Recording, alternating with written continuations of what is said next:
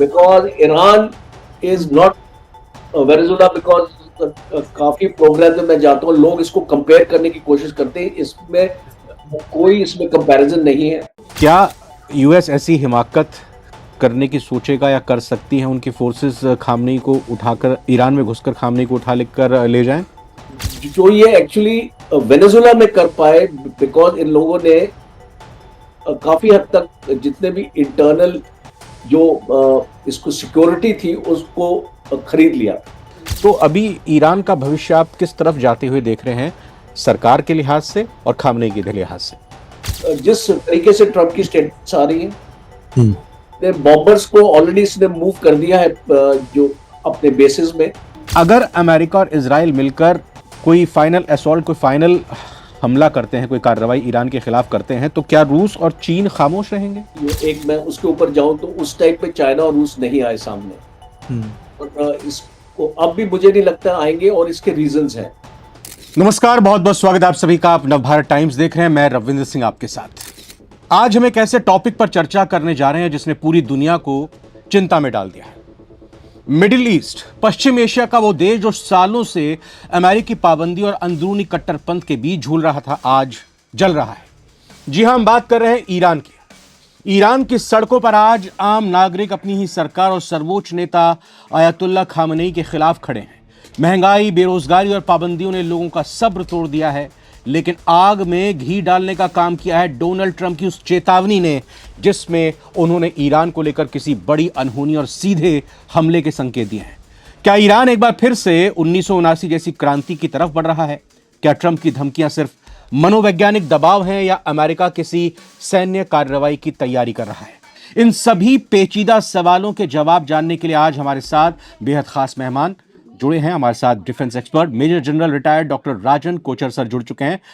Sir, जय हिंद, बहुत बहुत स्वागत है आपका नवभारत टाइम्स पर। जय हिंद रविंद्र जी, और thank you for inviting me, और and my best wishes for Navbharat Times. Thank you sir. Sir, Iran में आज जो कुछ हो रहा है, ये खामनेई के खिलाफ ईरान के लोगों का गुस्सा है या फिर खेल ट्रंप का है? बहुत एक आपने सर्चिंग क्वेश्चन इसको रखा है, बिकॉज दोनों चीजें हैं इसमें शामिल। और मैं क्यों बोलता हूं, अगर आपको मैं 2022 में ले जाता हूं, जब इस प्रकार का आंदोलन ईरान में हुआ था, मासा अमीनी, अगर आपको याद है, बिल्कुल। हिजाब कंट्रोवर्सी हुई थी और उसकी कस्टोडियल डेथ हुई थी। तो ईरान सड़कों पर। हाँ, जी। अब उस टाइम पे ईरान में बहुत गुस्सा सड़कों पे दिखाई दिया था। पर वहां पे हमने एक फर्क इसको देख रहे हैं इस बार। ये उस टाइम पे जेनजी जो है ईरान के, और आपकी जानकारी के लिए 60% ईरान की पॉपुलेशन 35 साल से कम उम्र की। अच्छा। और ज्यादातर ये जो आपकी जेनजी पॉपुलेशन है, ये अर्बन एरियाज में रहती है, और रूरल में जो ज्यादा जो लोग हैं वो आपके आइडियोलॉजिकल टाइप होते हैं, जो बहुत इस मुस्लिम कल्चर में जुड़े हुए हैं, और खुमैनी के साथ उसको एक खुदा मानते हैं। तो जब ये 2022 में ये एजिटेशन हुई थी, उस टाइम पे रूरल के एरियाज ने इस एजिटेशन को सपोर्ट नहीं किया। ये एक लिमिटेड रह गई एक पर्टिकुलर सेगमेंट के लिए। और इस बार हम देख रहे हैं कि ये जो आपकी एजिटेशन फैल रही है, हवा की तरह इसमें आग लग गई है, और इस फैल रही है, और ये कोई क्षेत्र सेंट्रिक नहीं है, रूरल में, अर्बन में। अब ये एक कॉमन हो गई है। तकरीबन 100 शहर हैं ईरान के जो इसके लपेटे में आ चुके हैं। आपने इसको देखा होगा, जब ये शुरू हुई थी 10-12 दिन पहले, एक शॉपकीपर्स की स्ट्राइक्स शुरू हुई थी। ग्रैंड बाजार है तेहरान में, और फिर ये फैली थी 7 दिन के अंदर 51 प्रोविंसेस है ईरान में, 17 प्रोविंसेस में ये फैल चुकी थी। तो अब ये इसकी वजह जानना बहुत जरूरी है। उसके बाद हम एक क्लियर कट बिल्कुल सर पे आ जाएंगे कि इसमें ट्रम्प का कितना हाथ है। डॉलर ईरान की जो रियाल डेप्रिसिएशन है वो बताई गई थी वजह शॉपकीपर्स में नाराजगी सर। तो डेप्रिसिएशन 56% हुई है 6 महीने में। तो आप इसको समझ सकते हैं कि एक परचेजिंग पावर आपकी कम हो जाती है और फूड प्राइसेस आपके 72% बढ़ चुके हैं। डेयरी प्रोडक्ट्स हैं जो एक आम आदमी के लिए, दूध चाहिए, इसको मक्खन चाहिए, आपको इसको घी चाहिए, इस टाइप की चीजें चाहिए, वो आपकी 6 टाइम्स आपकी बढ़ गई ईरान में। और इसको देखिए how this game has been played. जो इस गेम को बहुत तरीके से खेला गया है। और इसका गेम शुरू होता है आपका तकरीबन 3 या 4 साल जब ये जॉइंट कॉम्प्रिहेंसिव जो ये आपकी एग्रीमेंट थी, GCPOA, 2018 में ट्रम्प के टाइम पे इसको यूएस ने इसको रद्द कर दिया था। तो 2018 की पीरियड को मैं बेंचमार्क लेता हूं यहाँ पे, और फिर उसके बाद ईरान के ऊपर सैंक्शंस लग गए। जब ईरान के ऊपर सैंक्शंस लगे, आहिस्ता आहिस्ता करके उसके जितने भी डिपॉजिट्स थे आपके फॉरेन अकाउंट में फ्रीज कर दिए गए। और जो मुश्किलें ईरान की ऑलरेडी इसको बढ़नी आपकी शुरू हो गई। तो अब एक चरम सीमा पे आ चुकी है, क्योंकि इसको लोगों को उनकी जो माली हालत है वो बहुत कमजोर है। वहां पे पानी भी एक बहुत बड़ा इशू है ईरान में। और आपकी जानकारी के लिए, पानी की बहुत किल्लत है वहां पे, इसको राशन होता है नहीं। जब आप बेसिक चीजें अपनी जनता को नहीं दे पाएंगे और आप एक लीडर हैं, और आप इसको कब तक अपनी आइडियोलॉजी से लोगों को आप दबा पाएंगे? आपके पास ये जो रिपब्लिकन गार्ड है, एक आपके पास फोर्स है जो पास्ट ट्रैक रिकॉर्ड इस फोर्स का है कि जब भी आंदोलन होता था ये घर घर जाके लोगों को डराते थे और इसको लोगों को उठा के लेके चले जाते थे और फिर उनको जेल में अंदर कर देना। तो इस तरीके की दहशत फैला देते थे और कोई भी एजिटेशन को ये आगे नहीं बढ़ने देते थे। इस बार आई थिंक पानी इसको सर से ऊपर निकल चुका है।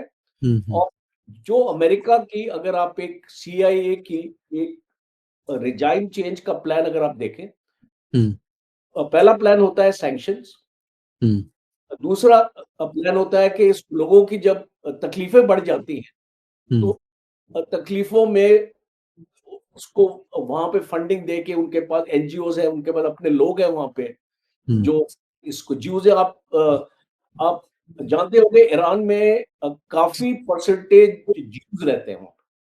तो थ्रू देम आल्सो, बिकॉज मोसाड भी इसको लगा हुआ है इस काम में, जो इसको CIA की मदद करने में।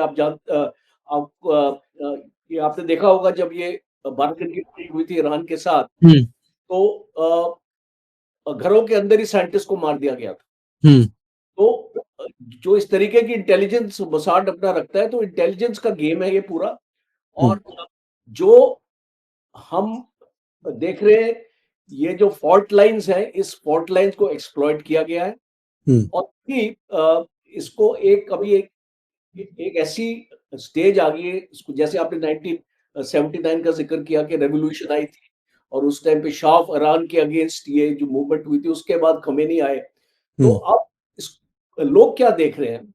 आप जेनजी जो है आपकी पॉपुलेशन, जैसे मैंने आपको बताया कि 60% is less than 35 years of as.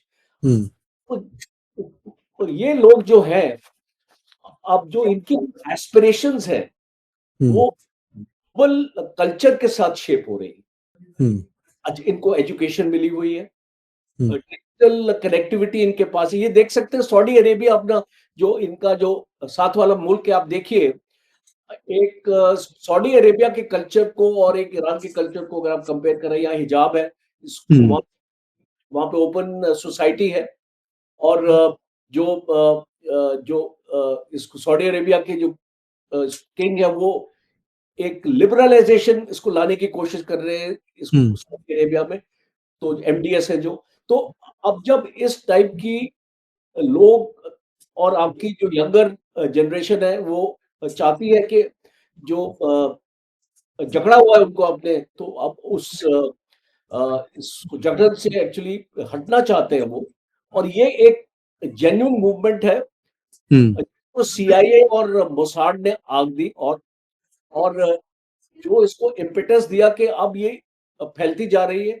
और ऊपर से आज मॉर्निंग में, आज या कल, डोनाल्ड ट्रंप की एक स्टेटमेंट भी है इसको, जिससे जो उसने बोला है कि ये अगर अत्याचार होंगे, और वो इस टाइम बोला है उसने, एक बार उसने पहले भी बोला था, और कल इसने सेकंड टाइम बोला है कि अगर ये जो खोमेनी है, अगर लोगों की आवाज अपने दबाने की कोशिश करेंगे या इनको मारने की कोशिश करेंगे, हम चुप नहीं बैठेंगे। तो जो है ना वो इसको सिचुएशन में, तो मैं इसको सम अप अभी इसको करता हूँ इस वाले आपके जो सवाल को जी करते हुए कि दिस इज अ कल्मिनेशन, इसको लोगों की ग्रीवियंसेस एंड मोसाड हो। आप अब ईरान को कहां जाते हुए देख रहे हैं जब ट्रंप ने यह धमकी दी है कि अगर प्रदर्शनकारियों के खिलाफ ईरान की सरकार ने, ईरान की सेना ने खामनेई की तरफ से कुछ दबाने की कोशिश की गई तो ट्रंप घुस जाएंगे।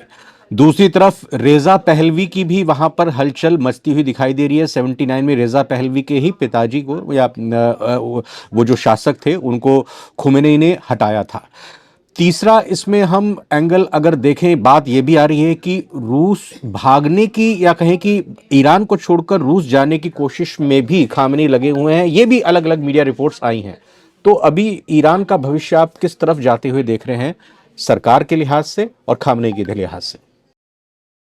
देखिए, अब आपने इसको रेजा पहलवी की बात करी, बिकॉज ये बहुत सिग्निफिकेंट है, उनको क्राउन प्रिंस भी बोला जाता है। तो इसको वो एक टाइम पे पॉलिटिक्स में रेलेवेंट नहीं थे, और जब 2022 की भी एजिटेशन हुई थी उस टाइम पे उनका नाम लिया था, बट उनकी कोई इतनी ज्यादा पॉपुलैरिटी ईरान में है नहीं।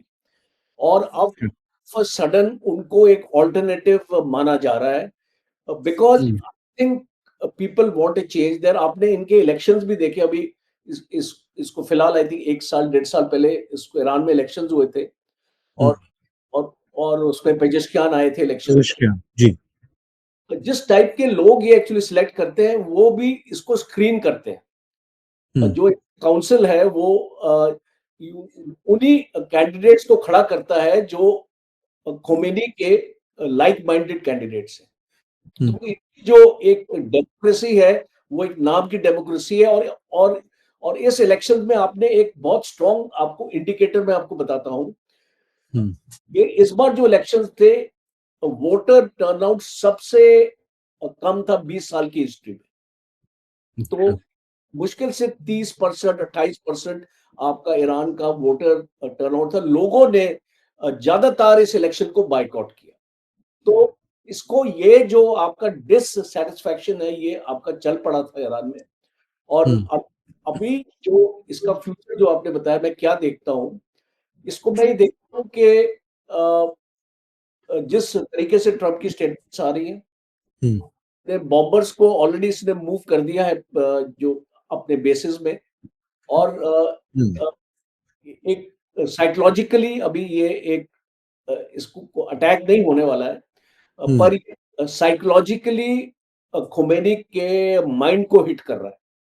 और दूसरी, पिछले हफ्ते नेतन्याहू के साथ मीटिंग हो चुकी है ट्रम्प की। ट्रम्प और नेतन्याहू उसको मिल चुके हैं, अपना एक प्लान ऑफ एक्शन बनाया होगा, क्योंकि जैसे ही यूनाइटेड स्टेट्स ईरान के ऊपर हमला करेगा, आप मान के चलिए कि इजराइल के ऊपर हमला हो जाएगा। इसको बिकॉज जो ये आपका ईरान है वो यूएस का गुस्सा इजराइल पे निकालेगा, और ईरान के पास जो मिसाइल्स का जो जखीरा है लगता है कि अराउंड 3000 टू 3500 मिसाइल्स ईरान के पास है और पिछले 15-20 साल से ईरान ने अपने मिसाइल प्रोग्राम पे बहुत ही किया है और ये जो 12 दिन की लड़ाई क्यों रुकी, इसको ईरान ने नहीं रोका, इसको इजराइल ने पहल की थी सीज फायर की। बिकॉज अगर इस 12 दिन की लड़ाई को अगर आप इसको सेगमेंट में बांटे तो the 9th day of the war Israel का नुकसान होना शुरू हो गया था और इसकी वजह थी कि इजराइल के खत्म हो रहे हैं।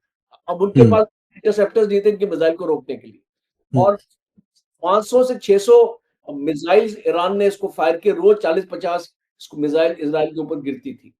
तो जब हम इस सिनेरियो को आगे लेके जाते हैं अंडरस्टैंडिंग के लिए तो बहुत साफ हो जाता है कि ये जो एक वेनेजुला जैसी लड़ाई नहीं है, because Iran is not Venezuela. Because काफी प्रोग्राम में मैं जाता हूँ, लोग इसको कंपेयर करने की कोशिश करते हैं, इसमें कोई इसमें कंपैरिजन नहीं है। और जिस तरीके से ईरान की ताकत है, उसकी मिसाइल्स की ताकत है, उसने आपको 12 दिन की लड़ाई में दिया और वो उसको फिर से कर सकता है और यूनाइटेड स्टेट्स जानता है इस चीज को। सॉरी टू इंटरप्ट यू, तो क्या सर जो आपने कहा कि ईरान वेनेजुएला नहीं है, तो जो ट्रंप की तरफ से वेनेजुएला में घुसकर उनकी फोर्सेस मादुरो को उठाकर ले आई, क्या यूएस ऐसी हिमाकत करने की सोचेगा या कर सकती है उनकी फोर्सेस खामनेई को उठाकर, ईरान में घुसकर खामनेई को उठा लेकर ले जाएं? इसको बहुत अच्छा क्वेश्चन है। देखिए, मैं इसको प्रिडिक्ट तो नहीं कर सकता, बट जो मैं इसका एनालिसिस, एक लॉजिकल एनालिसिस दे सकता हूँ। इसका लॉजिकल एनालिसिस ये है कि जो ये एक्चुअली वेनेजुला में कर पाए, बिकॉज इन लोगों ने काफी हद तक जितने भी इंटरनल जो इसको सिक्योरिटी थी उसको खरीद लिया था। अमेरिका ने इसको काफी हद तक, बिकॉज इस पे काफी प्लानिंग हो रही थी, काफी सालों से हो रहा था। अब इसको ईरान में ईरान रिपब्लिकन गार्ड कोर है, IRGC है, IRGC। अब इसको आप नहीं खरीद सकते, बिकॉज ये एक ऐसी कट्टरपंथी फौज है जो टोटली लॉयल है खमीनी की। इसको मुझे लगता, जो इसको मेरी अंडरस्टैंडिंग है, बिकॉज मोसाद भी इसको इसको अभी तक पेनिट्रेट नहीं कर पा रहा। बिकॉज आपको याद होगा, इसको मोसाद ने बहुत कोशिश की थी खमीनी को टारगेट करने की 12 दिन में, जब इसको 12 दिन की लड़ाई हुई थी, वो कर नहीं पाया और खुमैनी रशिया नहीं भागा।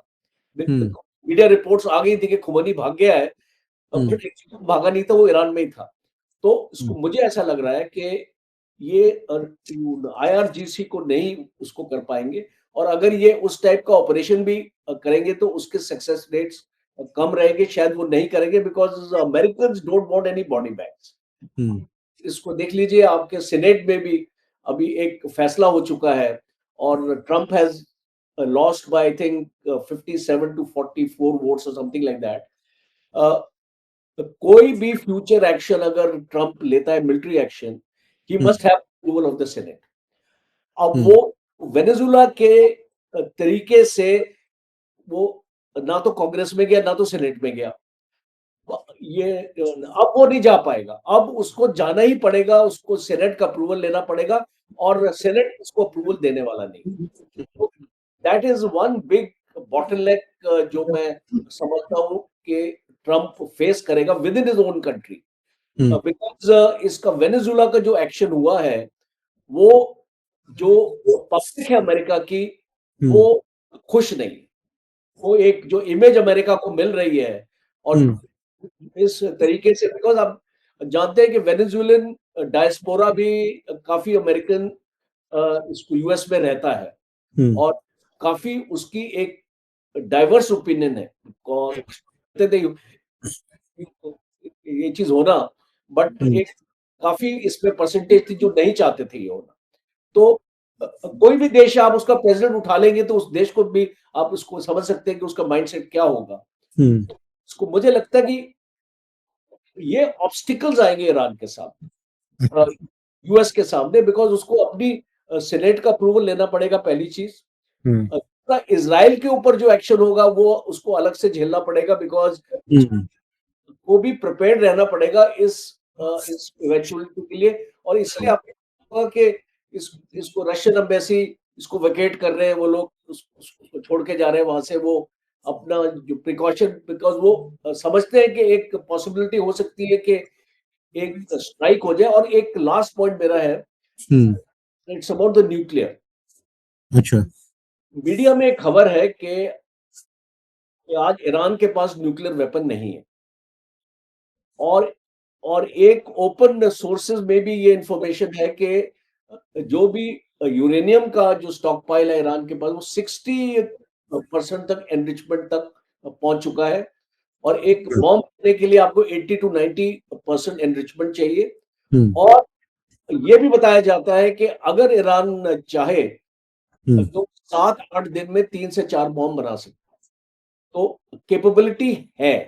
तो इसलिए एक वो भी एंगल उसको माइंड में रखना पड़ेगा, बिकॉज मरता क्या ना करता वाली बात आ जाएगी कि भाई अगर आप अब खुमैनी की भी आप स्टेटमेंट देख लीजिए, किस टाइप की स्टेटमेंट उसने भी दी है। और भी एक चेतावनी दी है इसको यूनाइटेड स्टेट्स को कि आप मुंह तोड़ जवाब मिलेगा। तो इस टाइप की एक सिनेरियो में देख रहा हूं। तो अल्टीमेटली इसको मुझे ऐसा लगता है कि सिचुएशन अपने आप ही एनफोल्ड कराएंगे। ईरान में इतने दंगे हो जाएंगे, इतनी जो आपके जुलूस निकलेंगे, राइट्स हो जाएंगे, इतनी एक civil war type of situation create करने की कोशिश करेंगे। और फिर उसके बाद शायद कोई इसमें मिलिट्री आपका इंटरवेंशन। मैं इस इंडिया के पर्सपेक्टिव से सवाल करूं उससे पहले सर, वेनेजुएला में जब अमेरिका की तरफ से किया गया तो उस दौरान कहा गया कि चाइना और रशिया वेनेजुएला को सपोर्ट कर रहे थे, वेनेजुएला के साथ हैं। इस वजह से ये भी एक कारण रहा अमेरिका का वेनेजुएला को अपनी गिरफ्त में लेने का। अब ये सब समझते हैं, सब जानते हैं कि ईरान के रूस भी करीब है और चाइना भी करीब है।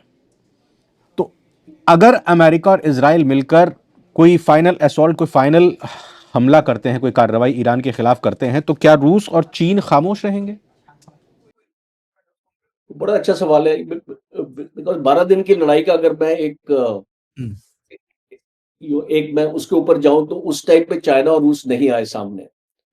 और इसको अब भी मुझे नहीं लगता आएंगे, और इसके रीजंस हैं। चाइना की अगर आप वॉरफेयर स्ट्रेटेजी को स्टडी करें, मैंने किताब भी लिखी है चाइना पे, ब्रेकिंग द चाइनीज मिथ। तो इसको चाइना को जो डीपली स्टडी करते हैं वो समझेंगे कि चाइना दूसरों की लड़ाई में पड़ता नहीं। इसको चाइना को इसको हथियार ले लो उनसे, टेक्नोलॉजी ले लो उनसे, जो सब कुछ ले लो, पर वो अपने ट्रुप्स नहीं भेजेगा और ना ही इंटरफेयर करेगा। और जो उसकी 3 वॉरफेयर स्ट्रेटेजी है, basically it is psychological war, legal war and information war. और चाइना हमेशा एक लड़ाई को जो इसका बहुत पुराना इसको माओ के टाइम का और जो इसकी थिंकिंग है, to win a war without firing a bullet. तो चाइना कोशिश यही करता है कि साइकोलॉजिकली आपको डरा दिया जाए। उसको ताइवान के साथ भी यही कर रहा है। अब हमने 2 दिन पहले एक एनालिसिस भी किया था ताइवान की इसकी लड़ाई और चाइना की लड़ाई। एक जर्मन रिपोर्ट आई थी, जब उसके बाद हमने एनालिसिस किया था, और एक बहुत मेजर वहां पे डिडक्शन निकला था that China will suffer very heavy casualties. वो एक मिलिट्री ऑपरेशन नहीं करेगा ताइवान के अगेंस्ट, और वो उसको डराता रहेगा, डराता रहेगा, डराता रहेगा, और उसको इकोनॉमिक ब्लॉकेड कर देगा। इस टाइप की चीजें कर सकता है। तो मुझे लगता है कि इसको रशिया अपनी लड़ाई में बिजी है, और इसको रशिया और ट्रंप के बीच में ब्लो हॉट ब्लो कोल्ड होता रहता है। कभी वो अच्छा बोलते हैं, कभी बुरा बोलते हैं ट्रंप उसके बारे में, बिकॉज वहां पे सीज फायर नहीं हो रहा है। रशिया भी नहीं चाहता इतना जल्दी सीज फायर हो। और जो अब इसको कंसोलिडेशन एक्चुअली कर रहा है रशिया, बिकॉज यूक्रेन दिन पे दिन वीक होता जा रहा है, उसको वेस्टर्न सपोर्ट कम हो गया उसके पास। अब उस नेटो कंट्री से ज्यादा हेल्प नहीं मिल रही है, उसको यूरोपियन यूनियन से ज्यादा हेल्प नहीं मिल रही है, और वो अमेरिका के ऊपर डिपेंडेंट है। अमेरिका चाहता है लड़ाई खत्म हो, इसलिए अमेरिका भी उसकी मदद जो इतनी आसानी से नहीं कर रहा है। तो और ट्रंप जो है, अगर आप इस चीज को भी एनालाइज करें कि 66 ऑर्गेनाइजेशन से वो निकल गया है, आपकी ऑर्गेनाइजेशन से निकल गया, उसमें से 31 अपना यूएन की ऑर्गेनाइजेशन क्यों निकला है? बेसिकली वो अमेरिका की इन्वेस्टमेंट्स को जो वर्ल्ड के लिए है उसको कम कर रहा है कि एटलीस्ट ये पैसा इधर आए, बिकॉज 380 ट्रिलियन डॉलर्स डेट में है आज। तो डेट कैसे निकालेगा अपने? तो वेनेजुएला का तेल उसको मिल गया अभी, तो अब तेल को हथियार बनाएगा। और तेल की प्राइस ट्रंप ने अनाउंस किया है that I would like to get the price of Venezuela oil to $50 a barrel. अच्छा, तो अगर ये उसको $50 अ बैरल अगर उसकी प्राइस को लाएगा तो ऑटोमेटिकली रशियन ऑयल को खत्म करेगा। और आज में ट्रंप की स्टेटमेंट है इंडिया के लिए, we are ready to give you Venezuela oil. Venezuela से आप ऑयल लीजिए, हम आपको देंगे, रशिया का बंद कीजिए। अच्छा, तो ये सारी स्ट्रेटेजी जो ट्रंप की है आपको सामने आएगी। देखिए, वो ग्रीन एनर्जी इसके ऊपर पैसा इसलिए नहीं खर्च करना मांगता बिकॉज फॉसिल फ्यूल की वजह से, ये तेल की वजह से वो वर्ल्ड को डरा सकता है, इसको वर्ल्ड को उसके सप्लाई चेन कंट्रोल कर सकता है, उसको वेपनाइज कर सकता है। और वो क्लीन एनर्जी के साथ नहीं कर पाएगा, इसलिए वो उसको बोलता है मुझे क्लीन एनर्जी चाहिए नहीं। So that is the deeper understanding, once we understand कि ये फैसले ट्रंप ने क्यों लिए। मैं सर लास्ट में सवाल आपसे इंडिया के पर्सपेक्टिव पर ही करना चाहूंगा। सैंक्शन से पहले, जब ईरान में सैंक्शन लगाए थे, उससे पहले ईरान से भारत काफी मात्रा में तेल खरीदता था। चाबहार पोर्ट पर भी इंडिया का बहुत अच्छा खासा वहां पर इन्वेस्टमेंट था, लेकिन सैंक्शन के बाद दोनों ही चीज खत्म हो गई। इंडिया इस पूरे डेवलपमेंट को ईरान के नजरिए से कैसे देखे? क्या बिल्कुल मूक दर्शक की तरह ही बैठा रहे, या फिर अपनी तरीके से वो इसमें क्या रोल प्ले कर सकता है?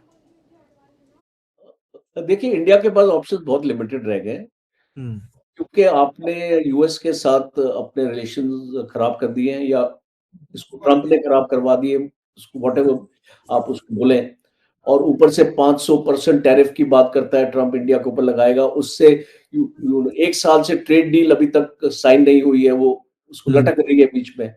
और जो पाकिस्तान का एंगल बीच में आ गया, और जो इसको ब्रिक्स का भी आ गया, बिकॉज और जो एससीओ समिट ने भी ट्रंप को नाराज कर दिया इसको भारत के अगेंस्ट। और ब्रिक्स का जो डी डॉलराइजेशन का जो मुद्दा लेके आए थे, उसके ऊपर भी ट्रंप काफी नाराज है आपसे। और जो आप जेट इंजन है उसमें आपको रुकावट आ गई है, आपका पूरा आपका तेजस प्रोग्राम आपका ठप हो चुका है।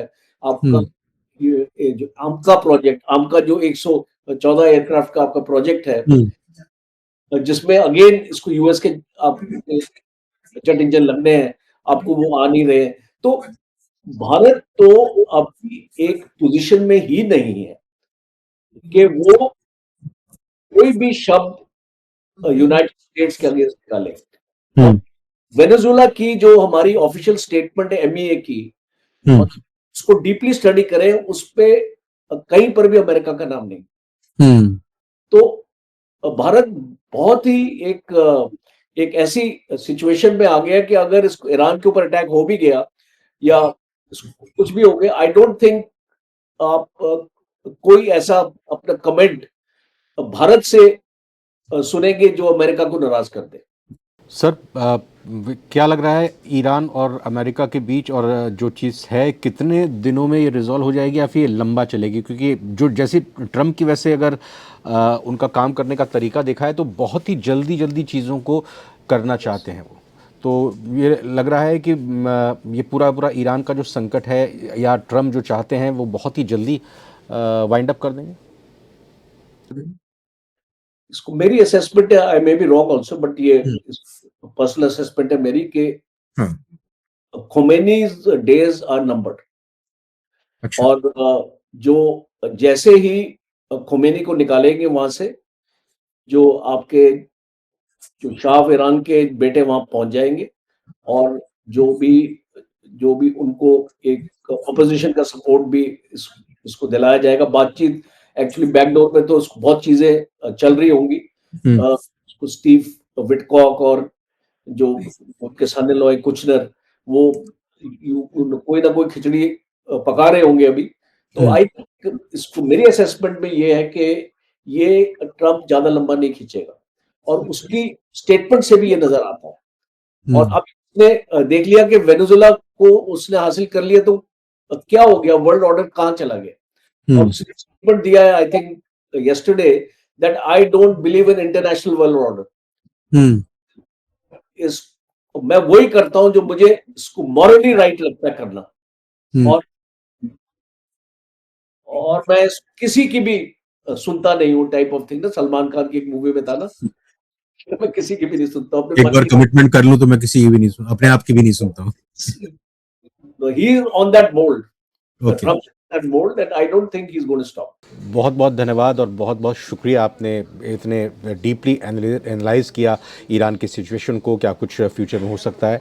आपने अपना समय निकाला सर, कीमती। नवभारत टाइम्स की तरफ से बहुत बहुत धन्यवाद करना चाहेंगे sir. Thank you, thanks a lot sir. Thank you. It was a pleasure. जय हिंद सर। जय हिंद।